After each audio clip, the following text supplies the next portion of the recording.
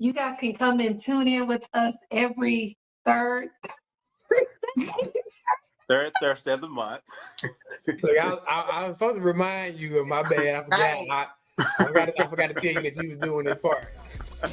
It's the third Thursday, right? Third Thursday, Saturday. I was about to say the first Thursday.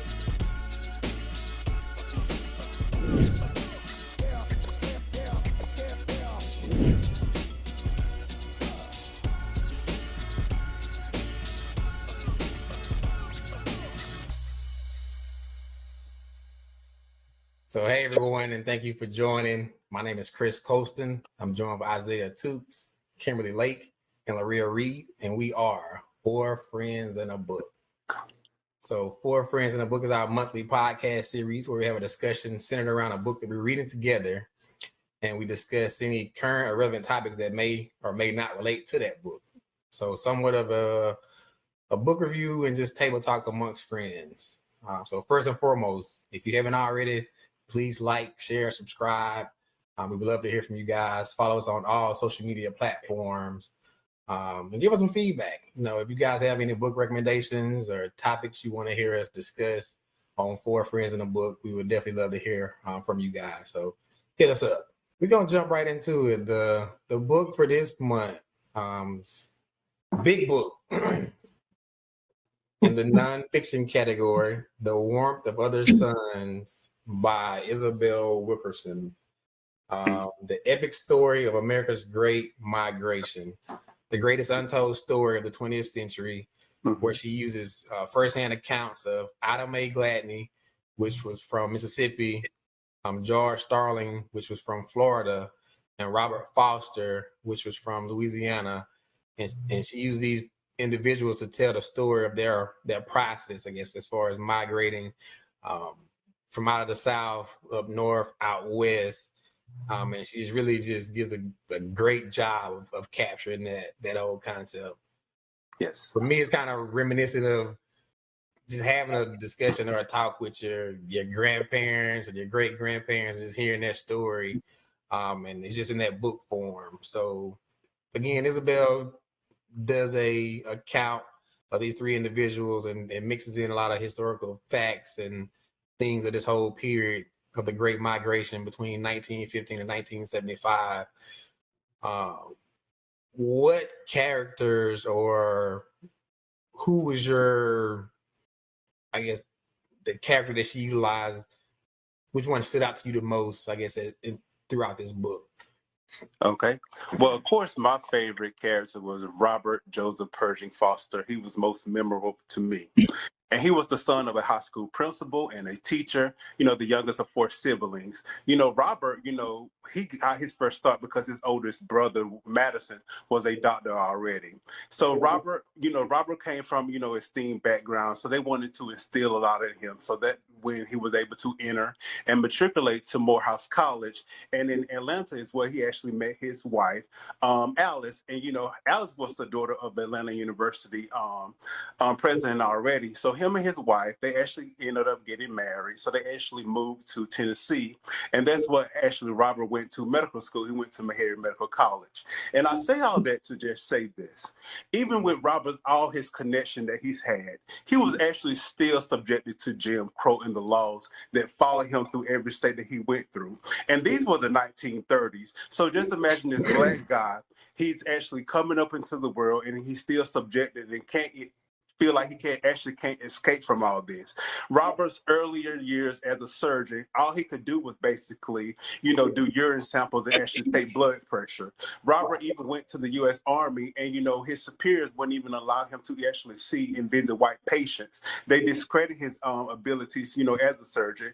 And, from where he started to where he ended and he matriculated through, the progress of being one of the top surgeons of the United States, that was most memorable to me. And that's why, I felt that I connected with him as, one of the good characters in the book. Yeah, that's good. Yeah, Robert, again, starts out in Monroe, Louisiana. And as Isaiah mentioned, he takes this journey, going to college in Atlanta, going to medical school, joining the the Army, being deployed, going overseas, and still having these hardships as far as trying to progress within his career, and finally deciding to take his talents out west and move to California, only to get out there and face additional hardships. So good account of that. Maria, I'm coming to you next. Who was your most memorable character within this book? Okay, well, I liked all three for various reasons. I like Robert, Ida, and George, but George I resonated the most with. And let me just say this about this book. It is, of course, it's a historical book, but it's extremely heavy for me. And I was telling you guys, like the stories that they were giving, even from each one of them, was just like, I kept having to stop because it was just so, woo. But with George, I identified with him. And I think because he went to college, he was a sharecropper's child. And then his father was able to send him to Florida A&M during that time. And that was kind of like, that. I mean, you think of first generation going to college as being a big deal, but that was a huge deal to send your child in, because that was labor, that was money that you could be having, helping you, and the money that you were using to send your child to school. So for me, that was a huge deal. And it kind of made me reflect on my own life. Like, I just took for granted, oh, I'm going to college. All right, I'm going on. My father, we can get student loans and just go. But for him, it was like, that was a major thing to leave from where they were. And then for him to get there and then have to come back because his money had run out. And it was just so like gut wrenching. And I'm just thinking, because of the fact that I've gone to college, I was putting myself in those shoes. Like, what would it be like to be going to FAMU? Basically, you're in a college setting, you're good, and then have to go back to picking cotton or doing whatever the sharecropping was for that time. So I kind of identified more with his story. That was probably the only thing I could identify with any of their stories, because they were so just, and we'll get into talking about more of that, but just gut wrenching, the things that they had to go through to be who they were, just to live day to day, especially being a Black man. You could wake up and just be lynched for walking down the street because they thought you did something. So I don't want to give too much away, but yeah, George was my favorite person. I really enjoyed his character. Yeah, I agree. George was another good story. All right, Miss Lake, who's your most memorable character in the book?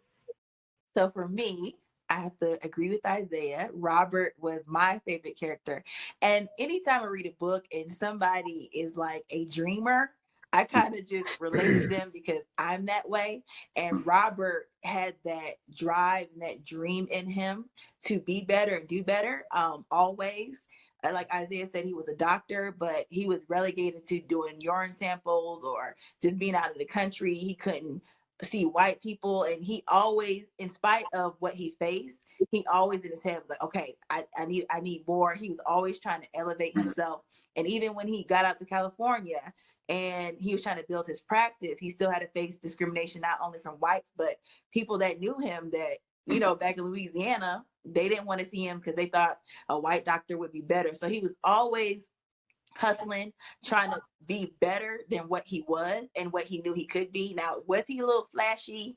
And, sometimes he had, trying to buy cars and all. So, yeah. But under all of that, it's because he knew that's where he should have been always. So I like Robert because I'm a dreamer, and if he could do it, that motivates me to believe I could do it, especially with his circumstances that he faced in his life. So he was my favorite story in the book. That's true. Good. Yeah. I'm gonna be honest, man. I like them all. This book was right up my alley. I love history. I love African American history, and just to hear these stories. My girl Ida Mae, she from Mississippi, I'm a Mississippi boy, so there was a lot of connecting pieces with that. Just hearing her and her husband's story, and just really the hardship they're facing, and some of the injustices they're seeing, that was really the driving force for them to leave Mississippi to go to greener pastures, which they thought may have been greener pastures.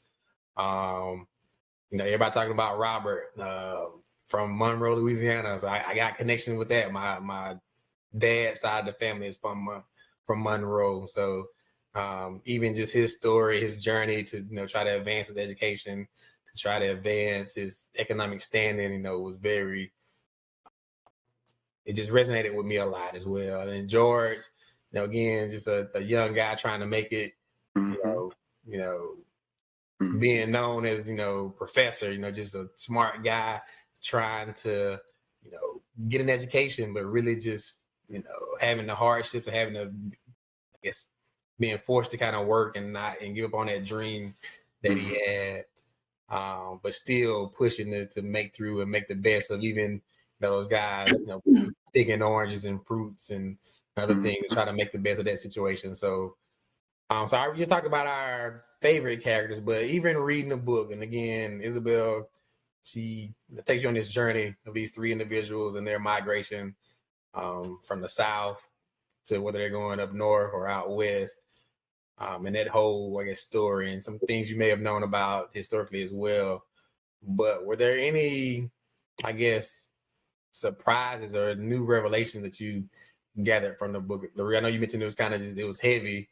But were there any new revelations or any surprises that you may have not have been aware of prior to reading the book? I'll go. Well, I think it's one thing to hear stories, but to hear an account from someone, like a testimony, is completely different. So I had heard about how sharecroppers would kind of cheat former slaves out of their money and all that. But to hear you put in all of this money and then you get to the end of the crop or whatnot, and then they say, "Oh, we're even now." So you basically just work their land for free. It's just mind-boggling, the things that they had to go through with just. I mean, it was. I can't remember which one it was because it was so many stories to me where one of them had to run back in the house, or so I can't remember if it was a story when they were younger or not. But just even walking on the sidewalk, just I mean, just hearing, well, not hearing, but reading and hearing. I listen on Audible, but hearing the accounts and the stories of how they just went through, how volatile their lives were. I mean, it was just like you're almost like a dog day to day, like what's going to happen to me today. And I mean, and we think about our lives being the way they are now, but compared to that was just horrible to have to live like that. So I understand the migration. I understand saying, you know what, y'all can have all of this. I'm gone. I get it. I understand that. So yeah, it was just so many, and I encourage people to really read this book. But for me, it was extremely heavy because I have a very sensitive spirit, so I can't read a lot back to back of all of that. But I mean, it was like story after story after story after story that was just so detrimental to their lives. And it wasn't just a situation, it was systematic. And I think we're going to get into that.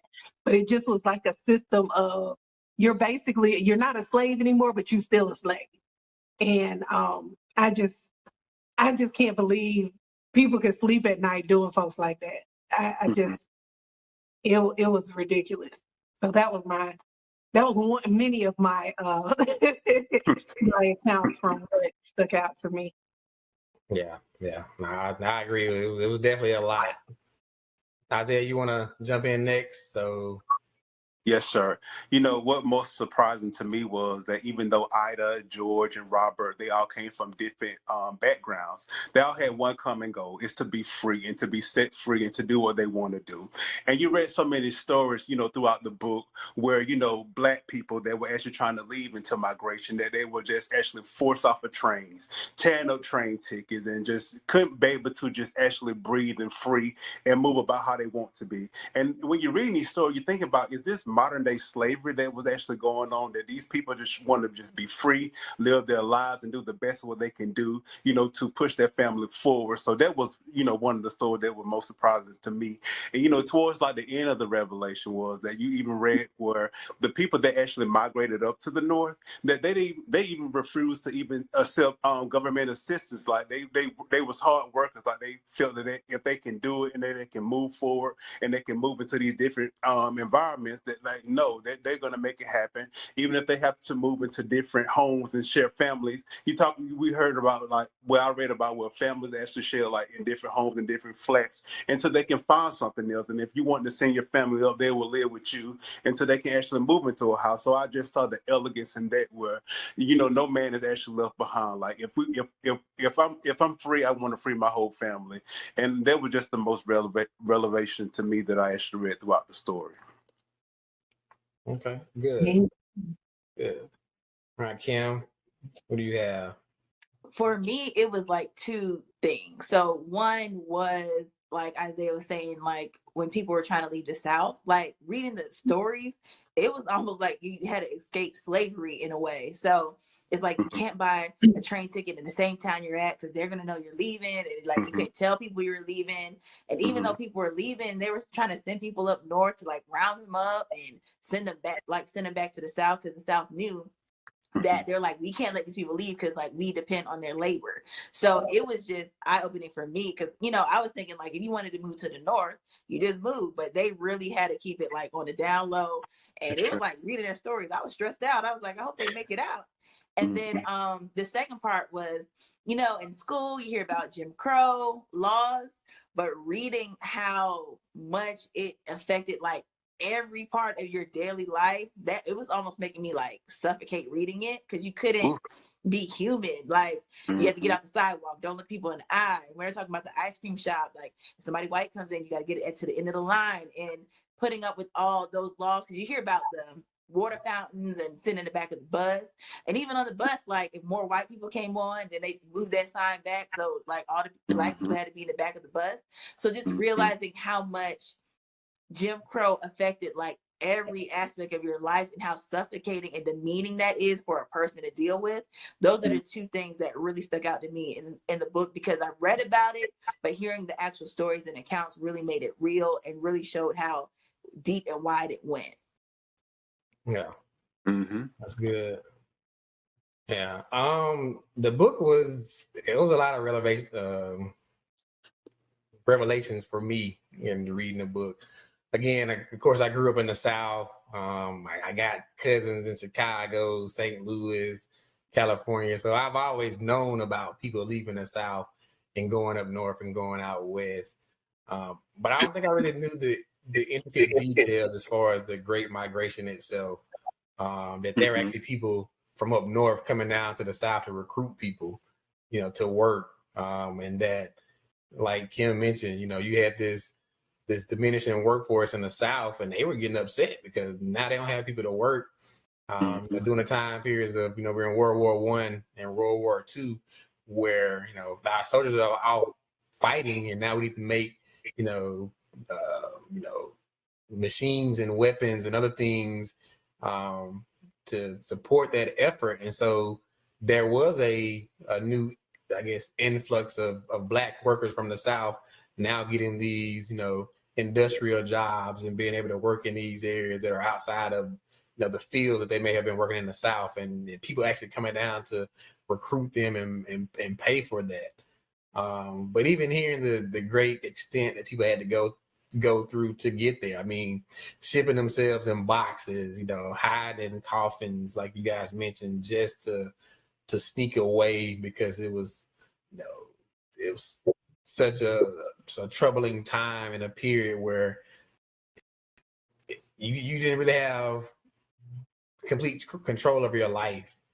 And again, I've talked to my parents, grandparents. I've heard some of these stories, but it's just, it was a lot to kind of even read it in this form, and to kind of see some of those details, even when people actually made it to the North and then facing new issues or different, I guess, set of problems and injustices. So it wasn't at the north and or moving out west was just your this grand escape. It's just now you had different problems or new problems in those areas. So it was a lot of good information. And again, Isabel does a great job. She even covers areas outside of the book itself. She referenced my hometown a few times. I was shocked and surprised to see that even popped up. We would have known that Meridian, Mississippi would have been in the book. So again, there's a lot. And like I said, if you guys love history, non-fictions, I think this is a good book for you to read. So yeah, good talk, guys. I appreciate y'all input. Good talk, Chris. All right, so look, we about to transition. We segue into that favorite segment y'all always waiting on. We have it each episode, the rant. It's our time period where we give 60 seconds uninterrupted. We're not debating, we're not contesting, we're allowing one of our friends to speak from the heart, whatever may be on their mind, whatever they may be thinking about at that moment, and they just speak freely. And so we're coming back to my brother, Mr. Rant Man himself, none other than Mr. Isaiah Tukes. He's been killing these rants every episode. Again, I never know what I'm getting. We never know. It's new to us, but we're not going to debate it. And so my brother gonna do it again. So starting now. Go, just give it to him. Nearly one weekend, Black people in New Orleans, Louisiana struggled to recover from Hurricane Ida's devastating blow. Ida killed at least 11, dumped more than 13 inches of rain, and left whole neighborhoods underwater. The lack of leadership in New Orleans is really damaging to Black life, as they are the most neglected city in America that no one likes to talk about. Right now, they haven't had access to clean water. We're still in the middle of a pandemic where people couldn't work, and now the rent is due for the evacuated homes, and they have no power or running water. And you can't miss a payment because the eviction moratorium was canceled by the Supreme Court. I know personally people who have fled to different states, frightened of returning back to unknown damages, and awaiting any type of assistance from the government. And we cannot be the land of the free in a country with unlimited resources to help evacuate and place hundreds of thousands of immigrants in various parts of the world and make them comfortable, only to leave our Black citizens in Louisiana out into the streets. And that's that on that. That's good. Again, we have to be the catalyst for change that we want to see within our community, within our state, within our country. And so we all have a part to play in that. So thank you, brother, for educating us once again with your rant. Yeah. All right, so For Friends in the Book podcast, we just wrapped up this month's book, The Warmth of Other Suns by Isabel Wilkerson.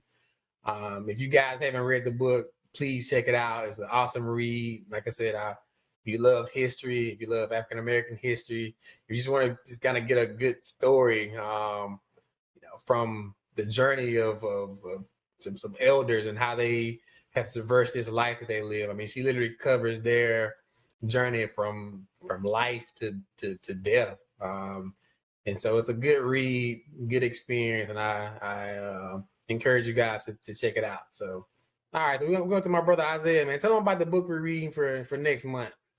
Hey guys, please join us next time as we discuss our newest book, When No One Is Watching by Alyssa Cole. Alyssa Cole is a New York Times bestseller and has written a phenomenon thriller that has a little bit of everything. History, mystery, humor, and conspiracy. You don't want to miss it. Laria, where can they tune in? Every third Thursday of the month, you can come right here with your four friends, your favorite four friends, to talk about books. Yes. And we want you guys to follow us on all of our social media platforms. So follow us on Facebook, Instagram, Four Friends in the Book, and on YouTube. Make sure to subscribe to our channel, Four Friends in the Book. That way you won't miss any of the great content we put out throughout the week. All right, guys. Thank you for tuning in with us. As always, let's read, let's learn, let's grow. Let's have a discussion here on Four Friends in the Book. Thank you. Thank you. Bye.